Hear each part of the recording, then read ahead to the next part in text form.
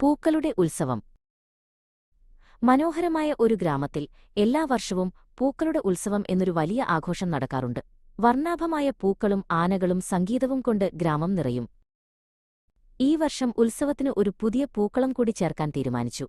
ഇത് ഗ്രാമത്തിലെ എല്ലാവർക്കും വലിയ സന്തോഷം നൽകി, പ്രത്യേകിച്ച് ആശയ്ക്കും കിരണിനും. എന്നാൽ ഈ പൂക്കളം എവിടെ വെക്കണം എന്നതിനെച്ചൊല്ലി ആശയുടെ അമ്മയും കിരണിന്റെ അച്ഛനും തമ്മിൽ ഒരു ചെറിയ തർക്കമുണ്ടായി. ഓരോരുത്തർക്കും അവരുടേതായ അഭിപ്രായങ്ങളുണ്ടായിരുന്നു.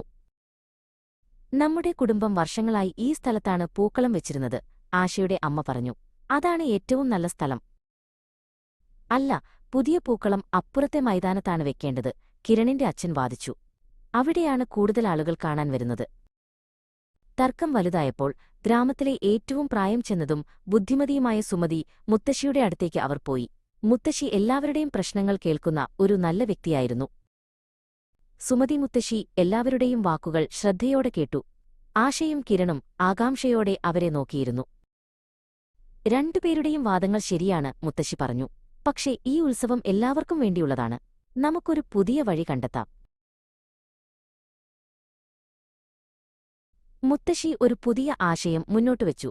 രണ്ട് സ്ഥലത്തും പൂക്കളങ്ങൾ വെക്കുക. ഒന്ന് പരമ്പരാഗത സ്ഥലത്തും മറ്റൊന്ന് പുതിയ മൈതാനത്തും. അങ്ങനെ എല്ലാവർക്കും സന്തോഷമാകും. ആശയുടെ അമ്മയും കിരണിന്റെ അച്ഛനും മുത്തശ്ശിയുടെ ബുദ്ധിപരമായ തീരുമാനത്തിൽ സന്തോഷിച്ചു. അവർ പരസ്പരം കൈകൊടുത്തു. ഉത്സവം മുമ്പത്തേക്കാളും മനോഹരമായി ആഘോഷിച്ചു.